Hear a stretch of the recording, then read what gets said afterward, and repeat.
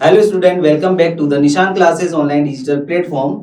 आज हम लोग जो है वो सेकेंड एग्जामिनेशन 10th का जो साइंस का पेपर है उसको सॉल्यूशन करने वाला है। आज जो है हम लोग बायो पोर्शन को सॉल्यूशन करेंगे। आज का पेपर बच्चों काफी इजी पेपर था, बिल्कुल भी ट्विस्ट करके नहीं दिया है। निशान क्लासेस के अंदर जो भी क्लास टेस्ट हुए या टेस्ट सीरीज हुए या टीचर्स ने जो भी आपको इंपॉर्टेंट क्वेश्चन बताया था स्पेसिफिकली मैंने, तो वो सारे के सारे क्वेश्चन एज इट इज ही आए हैं। हमें बिल्कुल भी डिफिकल्टीज नहीं हुई है। तो आज का पेपर बहुत ही शानदार पेपर था। देखते हैं आज का पेपर को हम लोग किस किस ने क्या क्या गलती की है। तो हम लोग जब सॉल्यूशन देखेंगे तो प्लीज आप जब इस वीडियो को देखेंगे तो आप एनालिसिस कीजिएगा कि आप क्या गलती करके आए हो। वैसे तो गलती करने की गुंजाइश ही नहीं है, पेपर ही इतना इजी था। हमारे सारे टेस्ट सीरीज और पेपर में से ही सारा पेपर बैठ चुका है। कोई बिल्कुल भी शक नहीं है कि निशान क्लासेस में अगर हम लोग पढ़ते हैं तो हम लोग कोई भी क्वेश्चन अटेम्प्ट नहीं कर सकते। ऑब्वियस है, निशान क्लासेस में पढ़ाया, टेस्ट सीरीज ज्वाइन किए, क्लास टेस्ट अटेंड किए, कंटिन्यूअस क्लास ज्वाइन किए, टीचर की बात ढंग से सुनी है, तो ऑब्वियस है आपकी सक्सेस जो है वो निश्चित है। चलो विदाउट एनी वेस्टिंग टाइम हम लोग इसका सॉल्यूशन देखना स्टार्ट करते हैं। सेक्शन ए में आता है जो कि एमसीक्यूज क्वेश्चन आएंगे। सेक्शन ए के अंदर फर्स्ट ही क्वेश्चन आता है हमारा बायो पोर्शन का। वो फर्स्ट क्वेश्चन है हमारे सेक्शन ए में। ये एमसीक्यूज काइंड ऑफ क्वेश्चंस है। फर्स्ट क्वेश्चन ये है हमारे बायो का, which endocrine gland regulates the metabolism for body growth. तो हमारी बॉडी ग्रोथ के लिए रेस्पॉन्सिबल जो मेटाबॉलिज्म है, इसको कौन सी एंडोक्राइन ग्लैंड रेगुलेट करती है? तो हमें पता है वो थायराइड ग्लैंड है जो कि थायरोक्सिन हार्मोन रिलीज करके हमारे मेटाबॉलिज्म को रेगुलेट करती है। तो इसका आंसर आता है हमारा सीधा सीधा thyroid gland, option number B. ये है हमारा आंसर। इसका आंसर आएगा बी, थायराइड ग्लैंड जो है उसका आंसर। सेकंड क्वेश्चन आता है, ये भी बायो वाला पोर्शन ही है। Question number second, in which organism new organism can be produced by regeneration. In organism से हमें उस ऑर्गेनिज्म को सेलेक्ट करना जो रीजनरेशन के थ्रू रिप्रोडक्शन करता है। तो हमें पता है इसका बेस्ट एग्जांपल आता है हमारा प्लेनेरिया, जो कि ओनली रीजनरेशन के थ्रू ही रिप्रोडक्शन करता है। Because of most regenerative organism planaria ही होता है। नेक्स्ट आता है हमारा question number third. Question number third है हमारा, वो भी बायो का ही है। The kidney in human being is a part of the system for. हमें पता है किडनी एक्सक्रीशन से रिलेटेड होती है, जो नेफ्रॉन के अंदर यूरिन का फॉर्मेशन करवाकर यूरिन का एक्सक्रीशन करती है। तो किडनी एक्सक्रीशन सिस्टम से रिलेटेड होती है। आंसर आता है सी। नेक्स्ट क्वेश्चन है हमारा क्वेश्चन नंबर 4। क्वेश्चन नंबर 4 है, which of the following is an example of plant hormone. Insulin, human thyroxine, thyroid gland का, एस्ट्रोजन, गोनेट्स का। तो एक ही बचा है साइटोकाइनिन। तो साइटोकाइनिन जो है एक प्लांट हार्मोन है। आंसर आता है हमारा डी।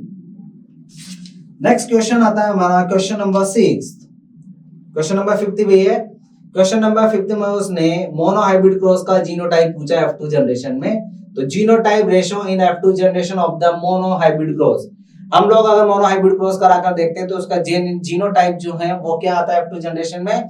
1 तो प्योर टॉल, 1 प्योर डार्क और 2 हाइब्रिड। तो हमारा जो रेशो आता है वो आता है 1:1। तो जीनोटाइपिक रेशो होगा हमारा A 1:1। याद है ना, 3 प्लांट तो F1 जनरेशन में टॉल तर एक ड्वार्फ, तो 3:1 तो आता है फिनोटाइपिक। और 1:1 अगर हम लोग जीनोटाइप लेके चलते हैं तो capital T1, capital T small t2 और स्मॉल t 1। इस तरह से हमें जीनोटाइप मिलता है F2 जनरेशन मोनोहाइब्रिड में 1:1। ये याद रखिएगा। नेक्स्ट क्वेश्चन आता है हमारा क्वेश्चन नंबर 6। क्वेश्चन नंबर 6 है हमारा, which of the following fix up the solar energy and made it available for heterotrophs। तो हमें पता है सन एनर्जी को यूज्ड अप करके फूड का प्रोडक्शन कौन करवाता है? प्लांट्स करवाते हैं। तो यहाँ पर प्लांट्स ये प्राइमरी, सेकेंडरी, टर्शरी कंज्यूमर्स हैं, जिसको हम लोग हर्बीवोरस, कार्निवोरस, ओमनिवोरस बोलते हैं। और प्रोड्यूसर होते हैं प्लांट्स। तो प्लांट ही है जो सोलर एनर्जी को फिक्स करके फूड मेकअप करते हैं और हेटेरोट्रोप्स के लिए अवेलेबल करवाते हैं। तो हमारा आंसर आता है इसमें D, producer means plants. Plants ये जो फोटोसिंथेसिस को यूज अप करके फूड का प्रोडक्शन करेंगे। ये हो गया हमारा क्वेश्चन नंबर 6। इसके बाद हमारा क्वेश्चन नंबर आता है 2, जिसमें फिल इन द ब्लैंक्स आएंगे।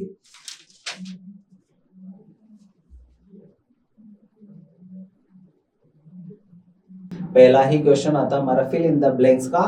A mechanism regulates the action of the hormone. तो याद रखिए हार्मोन के एक्शन के लिए एक मैकेनिज्म आती है, वो है फीडबैक मैकेनिज्म। जब किसी भी पर्टिकुलर रिएक्शन के रेफरेंस में फीडबैक मिलता है किसी भी ग्लैंड्स को, तो उसी के रेफरेंस में हार्मोन रिलीज करती है। तो यहाँ हमारा आंसर आता है feedback mechanism.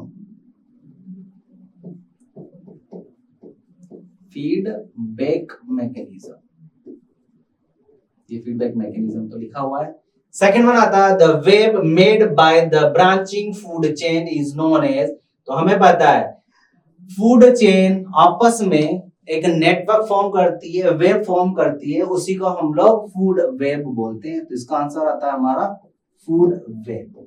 Many kind of food chain आपस में कनेक्ट होकर फूड वेब का प्रोडक्शन करती है, तो फूड वेब इसका आंसर आएगा। नेक्स्ट क्वेश्चन आता है हमारा क्वेश्चन नंबर 3। क्वेश्चन नंबर 3 में बायो का पहला ही क्वेश्चन है।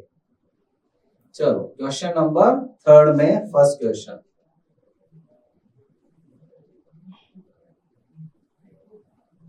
इस तरह से इसमें बोला है, फर्स्ट क्वेश्चन है डिफाइन द रेस्पिरेशन। रेस्पिरेशन को डिफाइन कीजिए। तो रेस्पिरेशन का एक सिंपल सा डेफिनेशन है, inhalation of O2 and exhalation of CO2, that is known as respiration। Respiration में अगर सेल्यूलर रेस्पिरेशन के रेफरेंस में अगर हम बात करेंगे तो सेल्यूलर रेस्पिरेशन होगा सेल्यूलर लेवल पे, मींस यहां पर O2 जो है वो सेल तक जाएगी और O2 सेल में जाकर फूड का मेटाबॉलिज्म करेगी और मेटाबॉलिज्म के बाद यानी कि प्रोडक्शन, वो उसका डाइजेशन करेगी और एनर्जी डेवलप करेगी। और क्या करेगी? Energy develop. ये सेल्यूलर लेवल पे होगा। तो यहां पर आएगा inhalation of O2 in the cellular level and this O2 digest the food in cell and produce the energy for their functioning, that is known as cellular respiration. और defined respiration बोला है the exhale जो है exhalation of O2 and inhalation of O2, exhalation of CO2 is known as respiration. Simple सी definition. Second number question आता है which part of the brain control the walking in straight line, riding bicycle, picking up a pencil. Means हमारी body balancing में कौन काम करता है? तो उसका बेस्ट एग्जांपल आता है सेरिबेलम, जो कि हिंड ब्रेन का पार्ट होता है। तो सेरिबेलम ही इसके लिए रेस्पॉन्सिबल है। ये क्वेश्चन मैंने टेस्ट में भी दिया था, टेस्ट सीरीज में भी दिया था, और जब मैंने स्टडी करवाया था तो ये बताया भी था।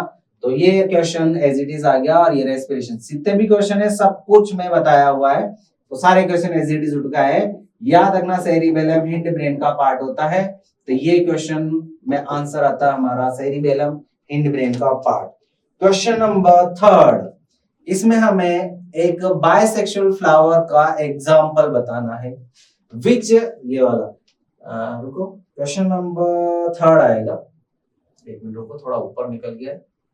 फर्स्ट हो गया, सेकंड हो गया, थर्ड। क्वेश्चन नंबर 3 आएगा, write any one example of bisexual flower. Bisexual flower किसको बोलते हैं हम लोग?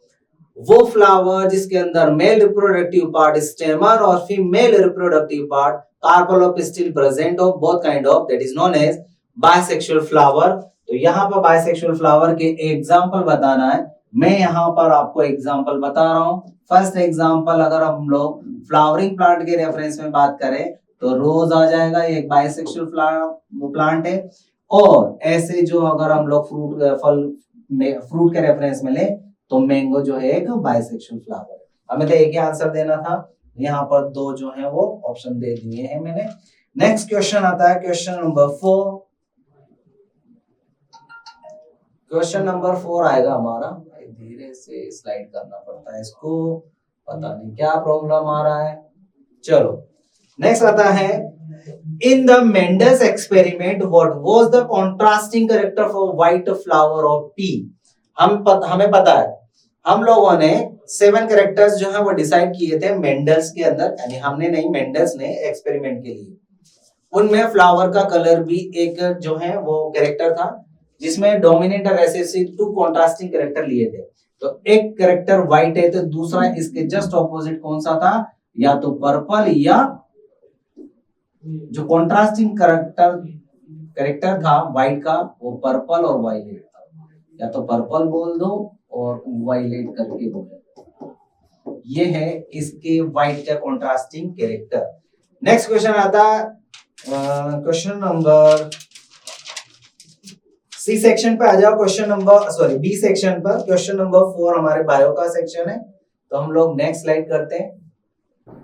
ये है section B, question number 4, write difference between aerobic and anaerobic respiration. तो यहाँ पर हमें एरोबिक एनारोबिक रेफरेंस में डिफरेंस बताना है। तो एरोबिक रेस्पिरेशन जो होता है वो O2 की प्रेजेंस में होता है, ये एरोबिक है AERO, और ये एनएरोबिक है O2 की प्रेजेंस में होता है, ये O2 की एब्सेंस और लेक ऑफ O2 की प्रेजेंस में होता है। ये होता है एनारोबिक रेस्पिरेशन। सेकंड डिफरेंस आएगा, यहां पर एरोबिक रेस्पिरेशन में एनर्जी जो होती है वो कंपैरेटिवली काफी मोर एनर्जी ऑब्टेन होती है, यहां कंपैरेटिवली लेस एनर्जी ऑब्टेन होती है। यहां पर जो एनर्जी ऑब्टेन होती है ये O2 की प्रेजेंस में हो रहा है, एनर्जी मोर डेवलप हो रही है। और याद रखिएगा एरोबिक रेस्पिरेशन के अंदर यहां पर स्लो काइंड ऑफ होती है, यहां थोड़ा सा फास्ट होता है। क्लियर? तो ये मेजर डिफरेंसेस याद रखनी है हमें, differences between aerobic and anaerobic respiration. Next question आता है question number 5, explain the phototropic movement in plants. मैंने बता रखा है आप लोगों का सारे प्लांट्स के मूवमेंट डायरेक्शनल और नॉन डायरेक्शनल 2 काइंड ऑफ होते हैं। फोटोट्रोपिक काइंड ऑफ जो मूवमेंट है वो हमारे डायरेक्शनल में आता है। फोटो का मीनिंग होता है लाइट, यानी कि यहाँ पर प्लांट जो है वो लाइट के रेफरेंस मींस टुवर्ड लाइट ही मूवमेंट करेगा, उसको हम लोग फोटोट्रोपिक मूवमेंट बोलते हैं। जैसे यहाँ पर अगर सनलाइट है तो कोई भी प्लांट जो है वो अगर इस तरह से बेंड कर जाता है तो यहाँ पर शूट टूवर्ड, ये शूट सपोज करना है हमें प्लांट का, तो शूट टूवर्ड इधर लाइट के मूव कर रहा है, या हम लोग ऐसे बोले तो रूट और शूट के रेफरेंस में, तो देखो शूट तो अपर साइड टूवर्ड लाइट की तरफ मूव करता है, ये इस तरह से डायरेक्शन देंगे, मतलब इसको बोलते हैं हम लोग पॉजिटिव फोटोट्रोपिज्म। और जो रूट होती है वो लाइट के जस्ट अगेंस्ट नेगेटिव जो है वो फोटोट्रोपिज्म शो करती है। क्लियर? अब ये बेंड कैसे होता है वो आपको समझा देता हूं। टूवर्ड फोटोट्रोपिज्म, हमें ऐसा लगता है कि लाइट के टूवर्ड ये मूव करता है तो ऑटोमेटिकली लाइट की तरफ बेंड हो रहा है, एक्चुअली में ये रीजन नहीं होता है। रीजन बता देता हूं, यहां पर जो हमारी शूट टिप होती है, शूट टिप पर एक हार्मोन प्रेजेंट होता है जिसको हम लोग ऑक्सिन बोलते हैं। जब भी सनलाइट आती है तो ये ऑक्सिन जो कि इस साइड में प्रेजेंट था वो कभी भी लाइट में ग्रो नहीं करता है, तो वो इधर शिफ्ट हो जाता है, और जैसे इधर शिफ्ट होगा तो इसका काम होता है सेल डिवीजन, यानी लेंथ में ग्रो करवाना स्टार्टिंग में। तो इधर की सेल में ऑक्सिन नहीं है, इधर की सेल में है, तो इधर की सेल में डिवीजन होगा और ये फास्ट डिवीजन करते करते करते ऐसे बेंड हो जाता है। तो यहाँ पर एक्चुअली में ऑक्सिन की वजह या ऑक्सिन की प्रेजेंस की वजह से ये बेंड होता है। तो इसको बोलते हैं हम लोग फोटोट्रोपिज्म, टुवर्ड फोटो यानी लाइट की तरफ किसी भी शूट का बेंड कर जाना, that is known as phototropic movement in plants. Next आता है explain the functions of the 2 organs found in the male reproductive system of human being. Human being के मेल रिप्रोडक्टिव सिस्टम में present 2 organs के हमें function बताने हैं। तो हमें पता है मेल रिप्रोडक्टिव जो ऑर्गन होता है ह्यूमन बीइंग का, उसके अंदर जो है एक तो होता है टेस्टिस, तो टेस्टिस का मेन फंक्शन बता देते हैं हम लोग। टेस्टिस का मेन फंक्शन, पहला स्पर्म का प्रोडक्शन करवाना, स्पर्म प्रोडक्शन करवाना है, और दूसरा फंक्शन बता देते हैं इसी का, ये टेस्टोस्टेरोन यानी सेक्स हार्मोन जो है उसका प्रोडक्शन करवाती है, टेस्टोस्टेरोन। क्लियर? ये टेस्टिस। और उसके बाद आती है हमारी वास डिफरेंस जो इसी से अराइज होती है। वास डिफरेंस क्या करता है? वास डिफरेंस का मेन फंक्शन स्पर्म को कैरी करना, स्पर्म कैरी करता है और इसको यूरेथ्रा में ट्रांसपोर्ट करना, ये इसका मेन फंक्शन होता है। तो दोनों के हमने एक एक फंक्शन यहां देख लिए। ये हो गया हमारा क्वेश्चन नंबर 6 कंप्लीट। ये सेक्शन बी में एक और क्वेश्चन है, क्वेश्चन नंबर 7। ये आता है draw a line diagram of sex determination in human being. Human being के अंदर सेक्स डिटर्मिनेशन का हमें डायग्राम यहाँ पर शो करना है। चलो करते हैं शो। ये यहाँ पर हम लोग ले लेते हैं एक न्यू स्लाइड। हमें पता है हमारे अंदर जो है ह्यूमन बीइंग के अंदर एक तो फादर होगा और एक मदर होगी। ऑब्वियस है, पेरेंट चाहिए हमें सेक्स डिटर्मिनेशन के लिए। फादर के अंदर एक्स और वाई क्रोमोसोम होते हैं और मदर के अंदर एक्स एक्स होता है। तो ये हो गए हमारे पेरेंट्स। पेरेंट्स के बाद हमें गैमेट डिनोट करने हैं, तो गैमेट बना लेते हैं, एक एक्स एक वाई और ये एक एक्स और एक एक्स। फिर करवाते हैं हम लोग क्रॉस, करवा दो क्रॉस। फर्स्ट का फर्स्ट के साथ एक्स एक्स, फर्स्ट का इसके सेकंड के साथ एक्स एक्स, देन इसके साथ एक्स वाई, देन इसके सेकंड का एक्स वाई।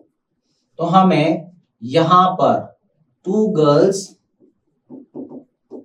और 2 ही बॉयज जो है वो देखने को मिलते हैं।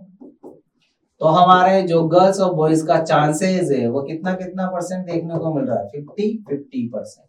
तो ये है हमारे ह्यूमन बीइंग के अंदर सेक्स डिटर्मिनेशन का रे डायग्राम, जिसके अंदर क्रोमोसोम जो है उसमें फादर का वाई क्रोमोसोम रेस्पॉन्सिबल होता है पर्टिकुलर जनरेशन में कि वो गर्ल्स होगा या बॉय होगा। तो ये वाई क्रोमोसोम ही डिसाइड करता है, यानी कि स्पर्म कौन से क्रोमोसोम को कैरी करता है उसी के बेसिस पर सेक्स डिटरमाइन होता है, वो भी फादर की बेसिस पर। अगर स्पर्म के अंदर एक्स क्रोमोसोम है तो लड़की पैदा होगी, और स्पर्म के अंदर अगर वाई क्रोमोसोम है तो लड़का पैदा होगा। क्लियर? तो फादर का वाई और एक्स क्रोमोसोम में डिसाइड करते हैं, सेक्स डिटर्मिनेशन करते हैं। Next section C, question number 14। चलो हम लोग अपने वापस चलते हैं क्वेश्चन नंबर सी सेक्शन में। क्वेश्चन नंबर 14 जो है वो हमारा बायो का पोर्शन। चलो सेक्शन सी का क्वेश्चन नंबर 14 है, explain the reason of menstruation and write its duration. Menstrual cycle आने या मेंस्ट्रुअल साइकिल के परफॉर्म होने का रीजन क्या होता है और मेंस्ट्रुअल साइकिल का एक पर्टिकुलर ड्यूरेशन क्या होता है। Menstrual cycle only and only 3 to 4 days की होती है, सॉरी 3 to 5 डेज का इसका ड्यूरेशन है। मेंस्ट्रुअल साइकिल का इतनी ही होती है, उसके बाद ये क्लियर हो जाता है। मेंस्ट्रुअल साइकिल आने का रीजन देखो, ये जो हमारा फीमेल रिप्रोडक्टिव सिस्टम होता है जिसके अंदर ये यूटेरस है, यूटेरस के अंदर ये एंडोमेट्रियम होती है और ये यहाँ पर सर्विक्स है और ये वेजाइनल पोर है। यहाँ पर ओवरी प्रेजेंट होती है बोथ साइड में। यहाँ ओवरी से फैलोपियन ट्यूब अराइज होती है जो यहाँ इस तरह से जाती है और ये वो इस तरह से अरेंज होती है। बोथ साइड में ऐसे ही होगी, ये इस तरह से अरेंज होती है।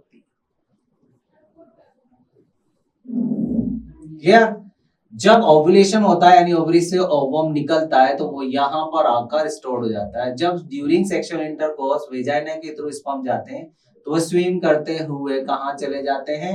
इस ओवम के पास जो फैलोपियन ट्यूब में यहाँ स्टक है, केवल फर्टिलाइजेशन के लिए।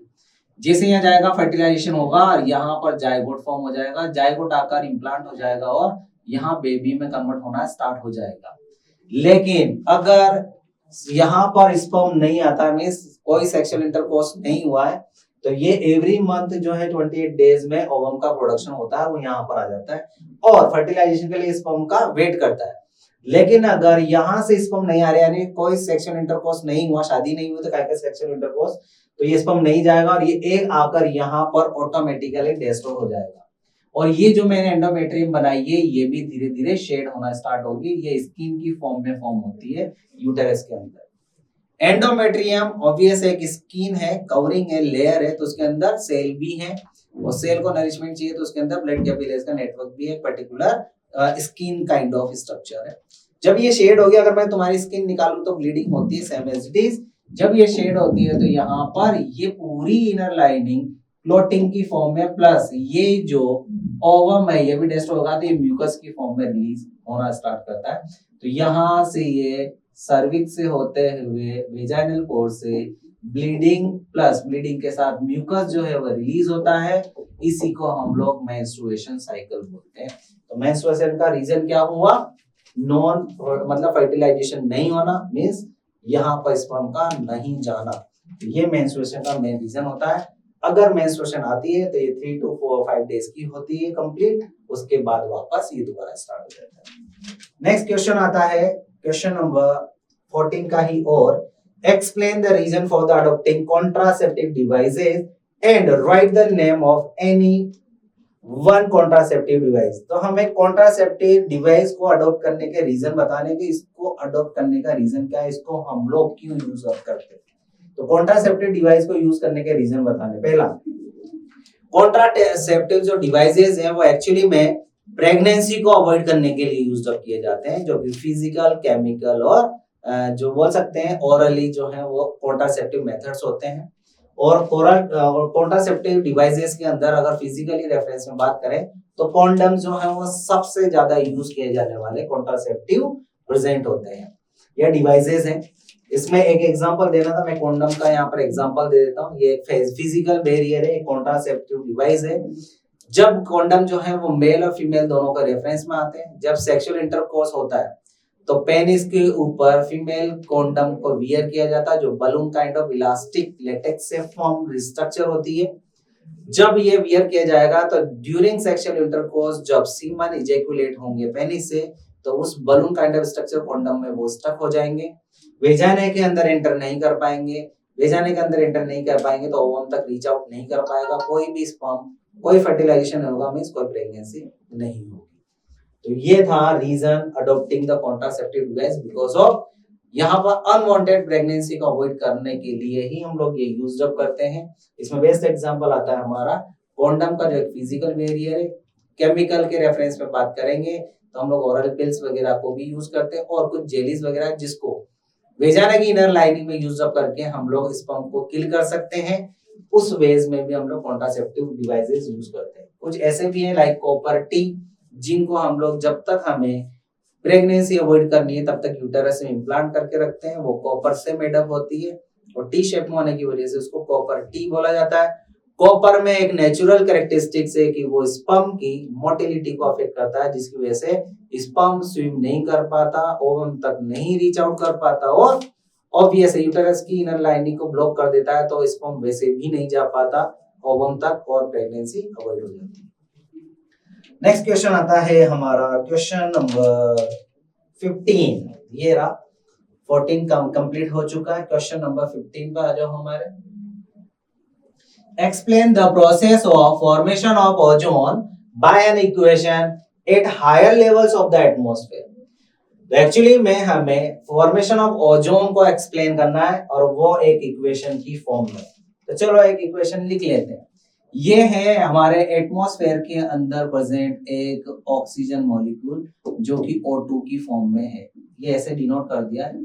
यहाँ पर से क्या आता है, जो सनलाइट है हमारी, यहाँ सनलाइट से यूवी रेडिएशन आ रही है, इसके ऊपर क्या आ रही है, यूवी रेडिएशन आ रही है। यूवी रेडिएशन ने इस ऑक्सीजन मॉलिक्यूल को क्या कर दिया, ब्रेक डाउन कर दिया। ये इस तरह से हमें 2 O2 यानी ऑक्सीजन एटम मिल गए हैं। ये ऑक्सीजन एटम एटमॉस्फेयर में प्रेजेंट O2 के साथ बाइंड होता है। ये 2 ऑक्सीजन है मॉलिक्यूल की फॉर्म में और ये एटम है। तो यहाँ पर 2 ऑक्सीजन मॉलिक्यूल के साथ ये वाला जो एटम फॉर्म हुआ है ये बाइंड होगा और बाइंड होने के बाद क्या बना देगा, O3 फॉर्मेशन कर लेगा। इस तरह से 1 2 3 O 1 2 3, तो ये बनता है हमारा O3 O3। तो इस तरह से इक्वेशन की फॉर्म में हम लोग बता देंगे कि किस तरह से यहाँ पर ऑक्सीजन मॉलिक्यूल यूवी रेडिएशन की प्रेजेंस में स्प्लिट होता है। यही हाफ O2 जो है या O2 एटम जो है वो एटमॉस्फेयर में प्रेजेंट O2 के साथ बाइंड होगा, O2 और 1O या 3O2 जो है यानी O3 जो है फॉर्म होगा, इसी को हम लोग ओजोन बोलते हैं इक्वेशन की फॉर्म में। और ये हायर लेवल ऑफ एटमॉस्फेयर में प्रेजेंट होता है और ये एटमॉस्फेयर में इस तरह से O3 फॉर्म होकर एक लेयर फॉर्म करती है जो कि एटमॉस्फेयर में प्रेजेंट होते हैं हायर लेवल पर। ये इसी लाइनिंग को हम लोग ओजोन लेयर बोलते हैं, जो कि सनलाइट से आने वाली यूवी रेडिएशन को एब्जॉर्ब कर लेती है और हमें कैंसर वगैरह, स्किन कैंसर वगैरह होने से प्रोटेक्ट करती है और हमारी जो अर्थ है उसकी एटमॉस्फेयर जो लेवल पर जो टेम्परेचर राइज होता है उसको भी प्रिवेंट करती है। तो इस तरह से ये इक्वेशन हो गई।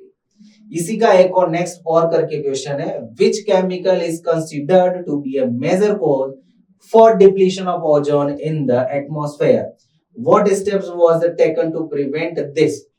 ओजोन लेयर के डिप्लीशन और उसको डिस्ट्रॉय होने के लिए कौन सा केमिकल रेस्पॉन्सिबल है और हम लोग ओजोन लेयर को किस तरह से डिप्लीट या डिस्ट्रॉय होने से प्रिवेंट कर सकते हैं, उसके लिए क्या क्या स्टेप्स चाहिए। तो पहला था यहाँ पर एक्चुअली में कि ओजोन लेयर डिप्लीशन का मेन रीजन था, एक था केमिकल CFC जिसको हम लोग क्लोरोफ्लोरोकार्बन करके बोलते हैं, क्लोरोफ्लोरोकार्बन। ये हमारे रेफ्रिजरेटर वगैरह के अंदर और एसीज है उनके अंदर कूलिंग के लिए रेस्पॉन्सिबल होती थी, ये कूलिंग के लिए ये गैस यूज की जाती थी। ये जैसे ही कूलिंग के लिए एसी और वो चलाते हैं तो ये गैस वहां से रिलीज होती है, एटमॉस्फेयर में जाती है। एटमॉस्फेयर में जाने के बाद इस ओजोन लेयर का जो ये O3 है इसको स्प्लिट करती है O प्लस O2 में। इस तरह से पर्टिकुलर ओजोन जो है वो एक एटम यहाँ से निकलकर या बोल सकते हैं यहाँ से स्प्लिट हो जाता है, इस तरह से स्प्लिट हो जाएगा और यहाँ इसका स्पेस खाली रह जाता है और जैसे ही खाली होगा स्पेस यहाँ से यूवी रेडिएशन आना स्टार्ट होती है और हमारी बॉडी हमारी जो अर्थ सरफेस है उसका टेम्परेचर राइज करेगी और हमारे ऊपर आने की वजह से हमें स्किन कैंसर कोज हो सकता है। लेकिन यहाँ पर अब CFC को बैन कर दिया गया है, इसकी जगह अदर काइंड ऑफ थिंग्स को यूज अप किया जाता है। CFC एक मेजर कोज माना जाता था जिसको ये अब बैन कर दिया गया है। तो ओजोन लेयर जो है वो स्प्लिट एंड डिप्लीट नहीं हो रही है और धीरे धीरे वो फिल अप हो चुकी है। क्लियर? तो ये एक अमेंडमेंट लाया गया, लाना चाहिए और पॉल्यूशन को अवॉइड करना चाहिए ताकि हमारे एटमॉस्फेयर में प्रेजेंट ओजोन लेयर में जो O3 है वो डिस्ट्रॉय ना हो और ओजोन लेयर के अंदर वो जो स्प्लिटिंग हो रही थी O3 की वो वहां पर ना हो, ओजोन लेयर डिस्ट्रॉय ना हो और हम लोग प्रोटेक्शन में रहें। नेक्स्ट क्वेश्चन आता है हमारा क्वेश्चन नंबर 18। ये हमारे सेक्शन सी में 14 और 15 दो क्वेश्चन हो गए, दोनों को हम लोगों ने और करके 4 क्वेश्चन में डिस्क्राइब कर दिया है। नेक्स्ट आता है हमारा सेक्शन डी। सेक्शन डी के अंदर क्वेश्चन नंबर 18 आएगा, ये हमारा मेजर क्वेश्चन होगा। ये आएगा हमारा सेक्शन डी। सेक्शन डी में question number 18। First one 3 section में डिवाइड है। Explain the mode of nutrition in amoeba. पहला, write the name of protein digestive enzyme secreted by pancreas. Pancreas के अंदर जो सीक्रेट होगा प्रोटीन के लिए एंजाइम उसको बताना है। और हमारे जो स्मॉल इंटेस्टाइन के अंदर विलाई होती है फिंगर लाइक प्रोजेक्शन, उसका फंक्शन बताना है। पहला, explain the mode of nutrition. तो यहाँ पर अमीबा के अंदर जो मोड ऑफ न्यूट्रिशन होता है वो याद रखिएगा होलोजोइक काइंड ऑफ होता है। सॉरी, कौन सा होता है? Holozoic kind of nutrition. पहला चीज होलोजोइक न्यूट्रिशन देखने को मिलता है, मींस ये इंजेक्शन करते हैं, डाइजेशन करते हैं, एब्जॉर्प्शन करते हैं, एसिमिलेशन करते हैं, डाइजेशन भी करते हैं। अमीबा जो होता है वो इस तरह से प्रेजेंट होता है। जब भी कोई ऑर्गेनिज्म इसके उसके अंदर आता है सरफेस के नियरेस्ट, तो ये उसके सराउंडिंग इस तरह से स्यूडोपोडिया फॉर्म करता है और एक वेसिकल फॉर्म करता है। ये वेसिकल्स अब फूड की फॉर्म में अंदर आ गई है। अब यहाँ पर जो लाइसोसोम होता है वो अपने एंजाइम इसके अंदर डाल देगा जिसकी वजह से ये डाइजेस्ट हो जाएगा। तो देखो इनहेलेशन भी हो गया, इंजेक्शन, यहाँ ये डाइजेशन भी हो गया। डाइजेस्टेड फूड को साइटोप्लाज्म में एब्जॉर्ब कर लिया जाएगा, ये हो गया एब्जॉर्प्शन। यहाँ पर ये प्लांट ये यूज अप कर लेगा इस वाले फूड को, और जो हो गया हमारा एसिमिलेशन, एब्जॉर्प्शन भी हो गया, एसिमिलेशन यानी कि यूज अप कर लिया है अमीबा ने। फिर यहाँ पर ये वैक्यूल के अंदर कुछ फूड रिमेनिंग रह गया जो वेस्ट फूड की फॉर्म में, ये आएगी इनर साइड में अटैच होगी। यहाँ पर आने के बाद ये बर्स्ट हो जाती है। जैसे ही ये फूड वैक्यूल बर्स्ट होगी, यहाँ से एक्सक्रीट कर दिया जाता है वेस्ट मटेरियल को, ये हो गया इजेशन। तो इस तरह से अमीबा के अंदर all kind of 5 steps complete हो जाती है, और होलोजोइक काइंड ऑफ न्यूट्रिशन के अंदर ये 5 स्टेप फॉलो करना मैंडेटरी है। इंजेशन, डाइजेशन, एब्जॉर्प्शन, एसिमिलेशन और इजेशन। तो इस तरह से amoeba holozoic kind of nutrition को शो करता है।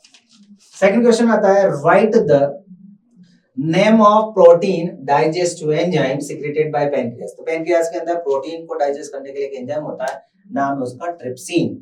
पेप्सिन तो होता है हमारे स्टमक में, और पैनक्रियास के अंदर प्रोटीन को डाइजेस्ट करने के लिए होता है ट्रिप्सिन। ट्रिप्सिन जो है वो यहाँ पर रिमेनिंग प्रोटीन का, जो कि स्टमक में रिमेनिंग रह गई थी डाइजेस्ट होने के लिए, उसका कंप्लीट डाइजेशन यहाँ हो जाता है स्मॉल इंटेस्टाइन के डुओडेनम पार्ट में, जो कि रिलीज होता है पैनक्रियास से।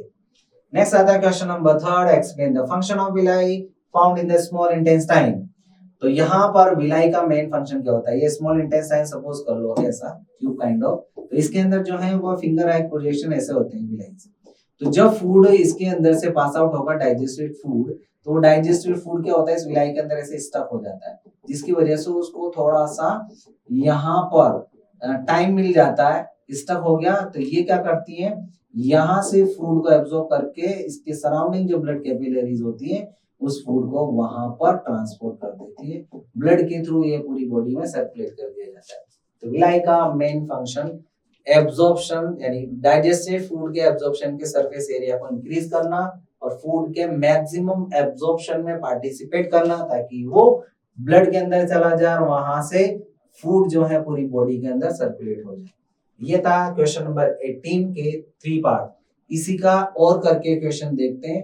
नेक्स्ट इसी का और करके क्वेश्चन आता है, पहला अमीबा में देखा था हमने, इसी का और करके इन्होंने क्वेश्चन दे दिया है पैरामीशियम के रेफरेंस में।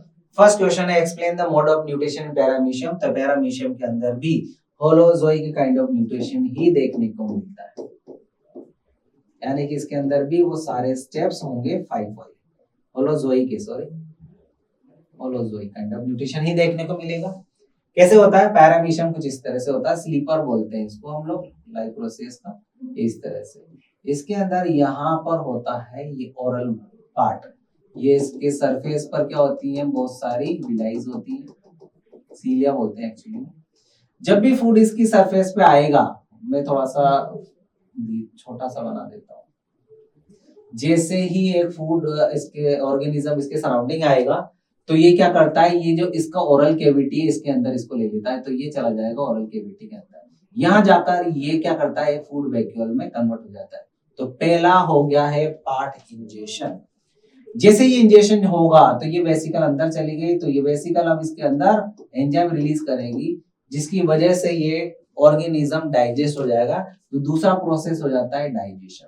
फिर यहाँ से ये फूड को एब्जॉर्ब करके कहाँ डाल देगा, अपने साइटोप्लाज्म में। तो ये हो गया है एब्जॉर्प्शन।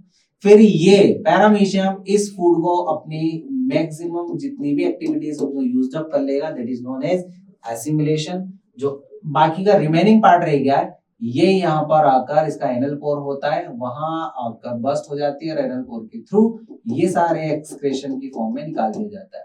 तो इसको बोलते हैं हम लोग इजेशन।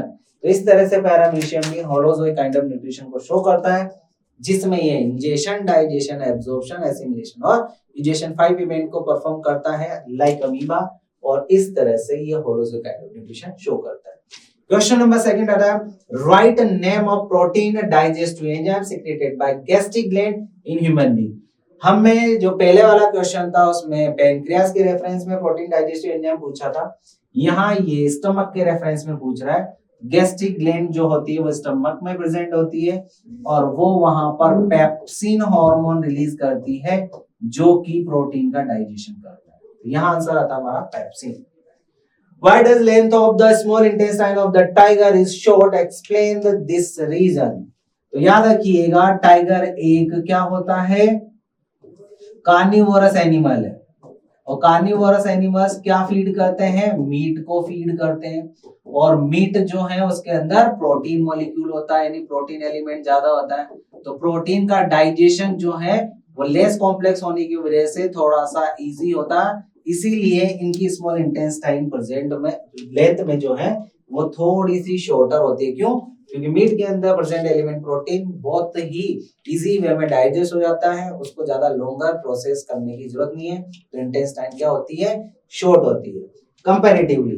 क्योंकि जो हर्बीवोरस होते हैं उनके अंदर जो है वो प्लांट सेल को ज्यादा खाते हैं वो, और प्लांट सेल के सेल वॉल का कंपोजिशन जो होता है वो होता है कार्बोहाइड्रेट मीन सेल्यूलोज। और हमें पता है सेल्यूलोज एक कॉम्प्लेक्स कार्बोहाइड्रेट है जिसका डाइजेशन थोड़ा सा लेट होता है, और उसी की वजह से उसको ज्यादा टाइम चाहिए, इसीलिए हर्बीवोरस की स्मॉल इंटेस्टाइन लेंथ में थोड़ी सी लॉन्गर होती है कंपैरेटिवली कार्निवोरस, इसीलिए इसकी लेंथ थोड़ी सी शॉर्ट है। ये हो गया हमारा क्वेश्चन नंबर 18 डी का, जिसमें हमने फर्स्ट क्वेश्चन 18 कर लिया है, बहुत क्वेश्चन हो चुके हैं इसके।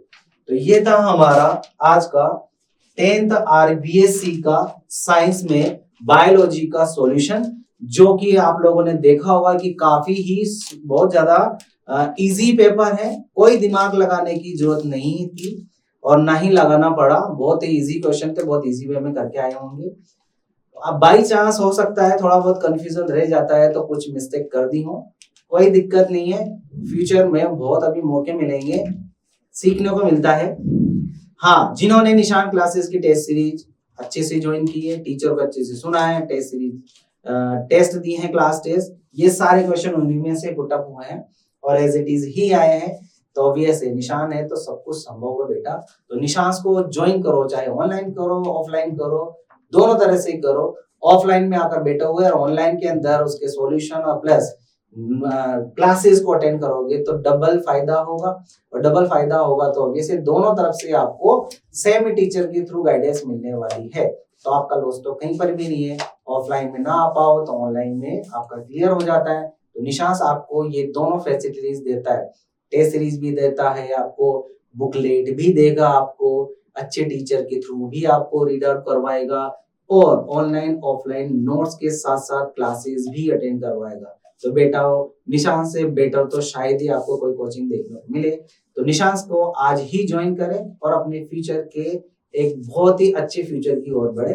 तो निशान से तो सब कुछ संभव है, निशान से तो all kind of things possible होगी, करियर बेटर होगा। तो ठीक है, हम लोग मिलते हैं जल्दी ही इन फ्यूचर में। तब तक के लिए खुश रहिए, मस्त रहिए, निशान के साथ पढ़ते रहिए। हेलो बच्चों, वेलकम बैक टू निशान डिजिटल। आज हमारे पास पेपर हो चुका है 10th आरबीएससी साइंस का। बहुत ही मजेदार पेपर था बेटा, बहुत ही शानदार। यहाँ पर हम लेने वाले हैं केमिस्ट्री वाला सेक्शन, एक एक करके क्वेश्चन स्टार्ट करते हैं। तो सीधा 10th क्वेश्चन पे अपन चलेंगे एमसीक्यूज के। पेपर बहुत इजी था बेटा, टेस्ट सीरीज का कंप्लीटली। निशान की जो टेस्ट सीरीज थी आपने अगर ज्वाइन करी होगी तो आपको फायदा डेफिनेटली मिला होगा। यहाँ पर सीधा अपन 10th क्वेश्चन की तरफ चलते हैं। यहाँ पर क्वेश्चन कितना इजी था वो अब मैं आपको बता देता हूँ, ठीक है। क्वेश्चन क्या है बेटा, निम्नलिखित, सॉरी ये तो इंग्लिश का, हिंदी का आ गया, अपन का ये है, which of the following is the best conductor of electricity, iron, aluminium, copper और सिल्वर। इसमें सबसे ज्यादा इलेक्ट्रिसिटी का कंडक्शन कौन करेगा, तो वो करेगा बेटा सिल्वर। यहाँ पर डी आंसर होना चाहिए। क्लियर है, चेक कर लो भाई, बढ़िया से आंसर लगाए हैं आप लोगों के लिए। इसके बाद नेक्स्ट अपन आगे चल जाते हैं अपना 13 नंबर क्वेश्चन, सॉरी था 13 नंबर क्वेश्चन पे, जो अपना केमिस्ट्री का 13 नंबर क्वेश्चन है। सीधा सीधा अपन 13 क्वेश्चन पे चलते हैं। 13 क्वेश्चन दिखाया जाए कंप्यूटर वहां से। पहला इसमें क्वेश्चन क्या है, the gas evolved on the reaction between zinc and dilute sulphuric acid. बेटा जिंक और डाइल्यूट सल्फ्यूरिक एसिड यानी कि H2SO4 से जब रिएक्शन अपन करते हैं तो एक डिस्प्लेसमेंट रिएक्शन बनती है। रिएक्शन का नाम होता है बेटा ZnSO4 प्लस H2 गैस आपकी रिलीज होती है। कौन सी गैस रिलीज होती है बेटा, हाइड्रोजन गैस। तो यहां पर आंसर आना चाहिए ए ऑप्शन। कौन सा आना चाहिए बेटा, A option. PH value of neutral solution, अरे यार इससे इजी कोई क्वेश्चन होता है क्या। पीएच ऑफ न्यूट्रल सॉल्यूशन होती है बेटा 7। ये याद रखना है आपको, बड़ा इजी सा कांसेप्ट था जो कि आपके इसमें आया था। इस क्वेश्चन को तो मैंने वैसे भी बहुत बार बच्चों को बोला था, इस ऐसे क्वेश्चन फिर दिमाग में भी नहीं आते ना कि यार ये इतने इजी क्वेश्चन भी आ जाएंगे क्या। अगला क्वेश्चन है पीबीओ प्लस सी gives 2Pb plus CO2 बनाने का तरीका, रिएक्शन करने का तरीका ध्यान से समझना। क्या करना है, देखो बेटा PbO से Pb बन रहा है, इसका मतलब इसका तो रिडक्शन हो रहा है। क्या हो रहा है, रिडक्शन हो रहा है। क्या हो रहा है, रिडक्शन। CO2 से CO में क्या हो रहा है, C से CO2 में यहां ऑक्सीडेशन हो रहा है। क्या हो रहा है बेटा, ऑक्सीडेशन हो रहा है। तो अब इसमें ये पूछा है, इसमें ट्रू स्टेटमेंट पूछा है, तो लेड इज गेटिंग ऑक्सीडाइज, नहीं लेड का तो रिडक्शन हो रहा है।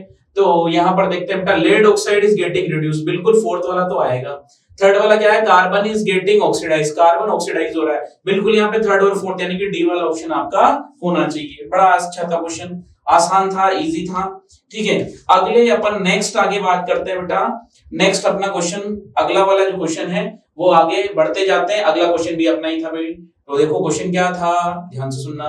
Number of electron present in M shell, यानी लास्ट वाले सेल में कितने इलेक्ट्रॉन होते हैं। अब फास्फोरस में कितने इलेक्ट्रॉन होता है, 15। लास्ट वाला होगा तो किसमें होगा, तो यहां पर बेटा बड़ा इजी सा कंसेप्ट है। लास्ट वाला जो शेल होगा उसमें कितने इलेक्ट्रॉन होंगे, 3 होंगे ना भाई, लास्ट में तो 3 ही होंगे। ठीक है, नेक्स्ट पूछ रहा है ये सैचुरेटेड हाइड्रोकार्बन। अब मैंने आपको बताया था सैचुरेटेड हाइड्रोकार्बन का मतलब होता है जिसमें सिंगल बॉन्ड होते हैं। अब सिंगल बॉन्डेड कार्बन कौन सा लग रहा है आपको, सिंगल बॉन्डेड कार्बन तो मुझे ये लग रहा है C2H6। बहुत आसान क्वेश्चन था भाई, बहुत ही आसान क्वेश्चन था, आराम से आप इसको कर सकते थे। ठीक है, तो क्या देखो आगे क्वेश्चन पे चल जाते हैं अपन। ये हो गया। अगला क्वेश्चन क्या पूछ रहा है, ये भी बड़ा आसान था भाई अपने लिए। क्या क्वेश्चन पूछा था, देखो number of covalent bond present in CH4। तो CH4 देखो कार्बन, हाइड्रोजन, हाइड्रोजन, हाइड्रोजन और हाइड्रोजन, कितने कोवेलेंट बॉन्ड है, 1 2 3 4। तो यहां पर आएगा बेटा 4 कोवेलेंट बॉन्ड आपके यहां पर प्रेजेंट थे। ठीक है, आगे बढ़ जाते हैं। क्वेश्चन अपना सीधा क्वेश्चन आएगा थर्ड नंबर का। तो थर्ड नंबर का है फिल इन द ब्लैंक्स में, थर्ड नंबर का अपना क्वेश्चन आने वाला है। तो देखो बेटा क्या है, क्या क्वेश्चन दिया है भाई, देखो बताओ आप क्या लेवल है। देखो electric wire are usually made of copper because copper are good conductor of electricity. क्या है बेटा, गुड कंडक्टर। क्या होते हैं, गुड कंडक्टर ऑफ इलेक्ट्रिसिटी होते हैं, इस वजह से इनको किया जाता है ना। और थोड़े चीप भी होते हैं, सस्ते पड़ जाते हैं आपको विद कंपैरिजन टू आपका सिल्वर। अगला क्वेश्चन आ जाते हैं बेटा जी अपन, देखो अगला क्वेश्चन इसी पे है ना। हाँ, फिफ्थ वाला क्वेश्चन भी अपना ही है। ठीक है, फिफ्थ वाला क्वेश्चन क्या बोल रहा है, फिफ्थ वाला क्वेश्चन बोल रहा है the name of compound obtain on burning of magnesium ribbon in air. Magnesium air यानी कि Mg की रिएक्शन अगर O2 से करे तो बनेगा MgO। तो यहां पर आएगा मैग्नीशियम ऑक्साइड, आप MgO लिख सकते हो, कोई दिक्कत नहीं है। Is more ductile between gold and iron. अरे दुनिया की सबसे डक्टाइल होती है गोल्ड, पीट पीट के बहुत छोटा कर सकते हैं इसको। ठीक है, तो यहां पर आएगा बेटा गोल्ड आंसर आएगा। नेक्स्ट आगे क्वेश्चन पे आ जाते हैं अपन। चलो भाई एक नंबर वाले क्वेश्चन पे अपन आते हैं। तो अपना आ जाता है शॉर्ट आंसर टाइप क्वेश्चन में। अगला जो क्वेश्चन है अपना केमिस्ट्री सेक्शन का, यहां आ गए हैं अपन। ठीक है, क्वेश्चन क्या है ध्यान से सुनना। CaO प्लस H2O क्या बनेगा इससे, CaOH का होल ट्वाइस। अरे क्लियर है बेटा बात, बहुत आसान क्वेश्चन था यार। ये क्वेश्चन सब करवा रखे हैं आपको बेटा। निशान में आपने ज्वाइन किया होता तो आपको चीजें समझ आती और मजा बहुत आता करने का, क्योंकि बिकॉज ऑफ इजी कंसेप्ट तो हमने ऐसे ही चुटकियों में सोल्व कर लिए थे। Carboxylic acid, carboxylic, right the formula of functional group present in carboxylic acid. तो बेटा ये फॉर्मूला होता है कार्बोक्सिलिक एसिड का CH3C डबल बॉन्ड OOH। और आपको पता है ये कार्बोक्सिलिक एसिड में, कार्बोक्सिलिक अम्ल में, देखो right the formula of functional group present in carboxylic acid. तो क्या होता है बेटा HC डबल बॉन्ड OOH, ये कार्बोक्सिलिक एसिड का फॉर्मूला होता है बेटा, याद रख लोगे। ठीक है, नेक्स्ट आगे क्वेश्चन है when the aqueous solution of an acid is put in electric current। Electric current में aqueous solution डाला गया है, the bulb connected in the circuit start glowing। Write which property of aqueous solution of an acid did a student prove by analyzing by observation। ऐसा क्या हुआ कि क्यों, अरे बेटा जी आपने एसिड डाला तो उसमें आयंस बन गए। क्या बन गए, आयंस। और आयंस बना तो प्लस और माइनस बन गया, और प्लस माइनस बन गया तो इलेक्ट्रिसिटी का क्या हो गया, इलेक्ट्रिसिटी का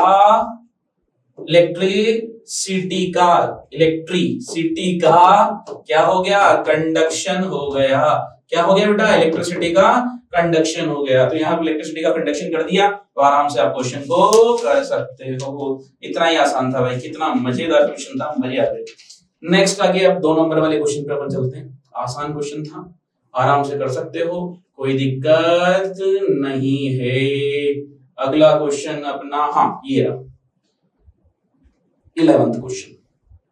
क्या बोल रहा है, draw the systematic equipment for showing the emission of nitrogen dioxide gas on heating lead nitrate। अरे भैया जी, ये डायग्राम आपके लिए बना के लाया हूं मैं। ये बर्नर आपको बनाना था इसमें, ये बर्नर आपको बनाना था इसमें, ये जला दिया। यहाँ पर एक टेस्ट ट्यूब ले ली बेटा, इस टेस्ट ट्यूब में ऐसे ऐसे ऐसे करके क्या निकल रही थी, इसमें टेस्ट ट्यूब में निकलती ब्राउन फ्यूम्स। क्या निकल रही थी बेटा, ब्राउन फ्यूम्स। कितना छोटा सा डायग्राम है, इसमें लेड नाइट्रेट भरा था। क्या भरा था, लेड नाइट्रेट। क्या भरा था इसमें, लेड नाइट्रेट भरा था। समझ में आ गई बेटा बात, इतना आसान क्वेश्चन था, इसको गर्म करना था, ब्राउन फ्यूम्स निकल रही थी क्योंकि नाइट्रोजन गैस रिलीज हो जाएगी ना भाई। इतना आसान था क्वेश्चन। देखो क्या लग रहा है यार क्वेश्चंस का। अगला वाला क्वेश्चन देखिए बेटा, यहाँ पर ये पूछा है कि 2NaOH plus Zn Na2ZnO2 plus H2 gas release होगी। बताओ यार, right the name of formula X in the given reaction. बताओ यार क्या क्वेश्चन आया है, बताओ। ठीक है आगे बढ़ जाए बेटा।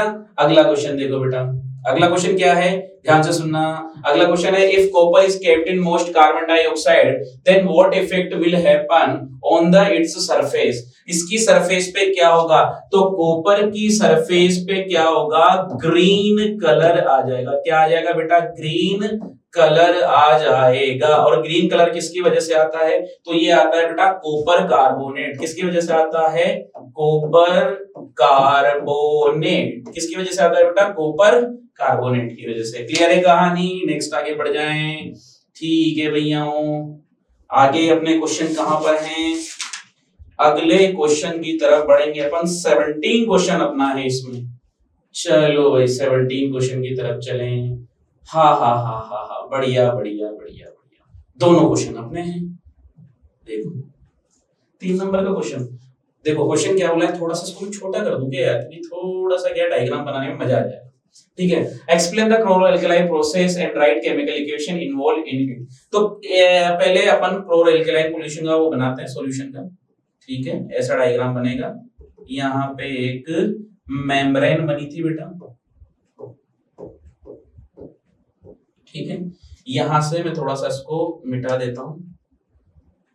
यहाँ पे इसमें इनलेट में NaCl जा रहा है, ठीक है।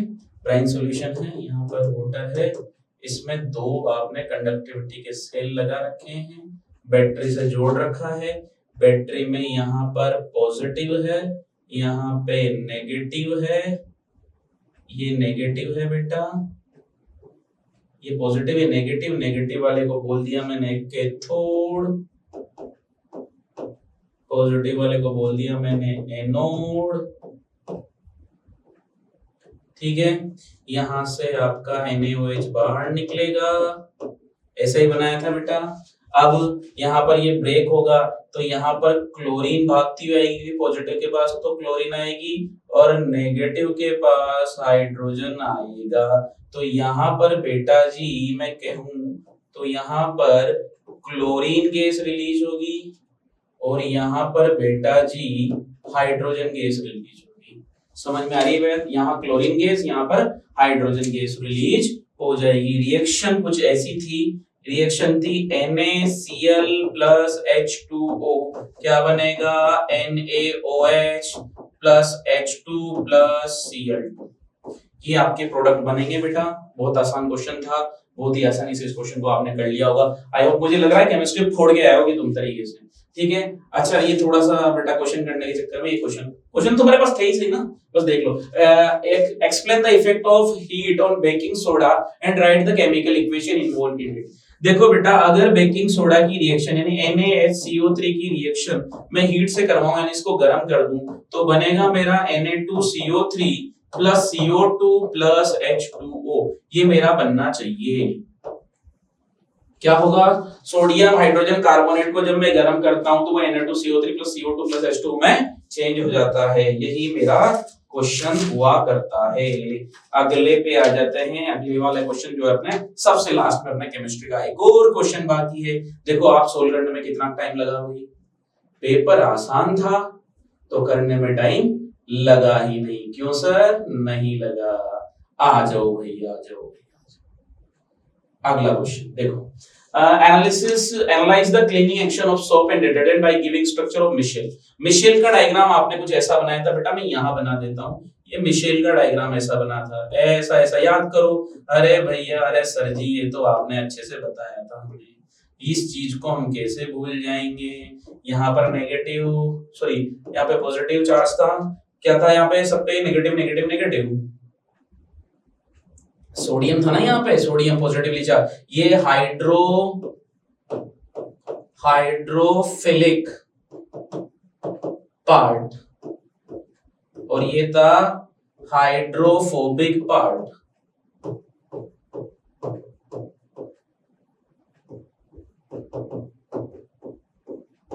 ठीक है, ये मिशेल फॉर्मेशन का ऐसा कुछ बताया था बेटा मैंने। और एक और चीज याद होगी आपको, हाइड्रोफिलिक हाइड्रोफोबिक तो बताया था।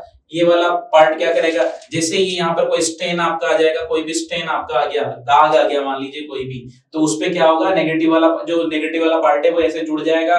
जुड़ के क्या करेगा, वो जैसे इससे जुड़ेगा, सेपलिफिकेशन का मतलब समझा रहा हूं आपको, डिटर्जेंट का क्लीनिंग एक्शन कैसे होता है। इस पे आएगा, अटैक करेगा, नेगेटिव पार्ट नेगेटिव में अच्छे से मिल जाएगा, ऊपर वाला पॉजिटिव वाला पार्ट आराम से फॉर्म बना के, और यहाँ पर जैसे अपन मैकेनिकल रबिंग करेंगे ये पूरा का पूरा डेड पार्टिकल बाहर निकल जाएगा। अगला क्वेश्चन देखना बेटा, कितना आसान है। एस्टरिफिकेशन रिएक्शन करनी है एथेनोइक एसिड की। एथेनोइक एसिड मतलब CH3C डबल बॉन्ड OH, इसकी रिएक्शन करनी है C2H5OS से। तो एस्टरिफिकेशन में क्या होता है बेटा, H2 बाहर निकल जाता है, क्या बनेगा, CH3C डबल बॉन्ड OC2H5, यही बनेगा बेटा, और प्लस H2O बाहर निकल जाएगा। इसे बोलते हैं एस्टरिफिकेशन। क्या बोलते हैं इसको, एस्टरिफिकेशन। रिएक्शन विद एल्कलाइन के साथ कर देते हैं तो क्या हो जाएगा, दूसरी रिएक्शन बता रहा हूं बेटा, ये वाली। तो CH3C डबल बॉन्ड OH, इसकी रिएक्शन करवानी NaOH। एल्कलाइन मतलब क्षार मतलब बेस। ठीक है, इसमें माइनस, इस पे प्लस, इस पे प्लस, इस पे माइनस, प्लस वाले के साथ माइनस वाला और माइनस वाले के साथ प्लस वाला, तो बनेगा CH3C double bond ONA plus H2O। Clear है बेटा बात? ये आपकी रिएक्शन थी और ये आपका पेपर। बताओ यार क्या पेपर था यार, मतलब क्या लग रहा था मुझे, मतलब सोचने की बात यह है कि पेपर कितना इजी था, सोल्व करने में टाइम ही नहीं लगा। केमिस्ट्री सेक्शन बहुत अच्छा आया था बेटा। 11th 12th में निशान क्लासेस को ज्वाइन करिए, आपको केमिस्ट्री में इतने ही मजे आने वाले। आप देखना, आपको बिल्कुल वास्तव में लगेगा कि यार फील गुड हो रहा है, मतलब गार्डन गार्डन हो गया दिल। बहुत अच्छे से कर सकते हो, कोई दिक्कत नहीं है। ठीक है, तो ये आपका पेपर था बेटा केमिस्ट्री का, जिसमें हमने कोशिश करी है आपको पूरा पूरा सॉल्यूशन देने की। ये निशान डिजिटल प्लेटफॉर्म बनाया इसलिए गया है ताकि आप किसी भी कोने में आप बैठे हो, आपको प्रॉपर सॉल्यूशन आपको घर बैठे मिल जाए। ठीक है बेटा, तो आपसे यही आशा करते हैं कि साइंस का पेपर बहुत अच्छा गया होगा आपका, 100 में से 100 नंबर आए। Wish you all the best आपके लिए। नेक्स्ट पेपर आप अच्छा करिए और 100 में से 100 लाइए। निशान क्लासेस को ज्वाइन करिए, फटाफट कोटा जाइए। तब तक के लिए बहुत बहुत धन्यवाद। Hello everyone, welcome to Nishan's online digital platform. Today we are going to discuss class 10th RBSC exam paper. तो पेपर बहुत इजी सा आया था आप लोगों का, बहुत सिंपल सा पेपर है। आई बात sir, most of the student ने कर लिया होगा पेपर, सबका अच्छा गया होगा पेपर। ठीक है, तो अपन फिजिक्स वाला पार्ट ले रहे हैं इसमें, पेपर में अपन फिजिक्स वाला पार्ट ले रहे हैं। आई भाषण में इससे सिंपल पेपर नहीं आ सकता है। तो यहाँ पे अपन फिजिक्स का फर्स्ट क्वेश्चन देख रहे हैं कि फर्स्ट क्वेश्चन फिजिक्स से रिलेटेड कौन सा था। Okay, so this is the physics question. तो question is the relation between radius of curvature r and focal length of the spherical mirror is. तो radius of curvature focal length में relation क्या होता है, radius of curvature is twice of the focal length, ये हमने पढ़ा हुआ है। तो radius of curvature is the twice of the focal length. Okay, तो option C is the right answer. Okay, next question is a beam of white light passing through a prism is split into its constituent colors, the light which undergoes least deviation. अच्छा, अपने को पता है कि deviation जो होता है wavelength के इनवर्सली प्रोपोर्शनल होता है. अब 7 कलर्स में जो वेवलेंथ होती है वो रेड की सबसे ज्यादा होती है. 7 कलर में जो वेवलेंथ होती है वो रेड की सबसे ज्यादा होती है. तो रेड का वेवलेंथ सबसे ज्यादा होगा तो उसका डेविएशन सबसे लीस्ट होगा. लीस्ट डेविएशन पूछा था तो red is the right answer.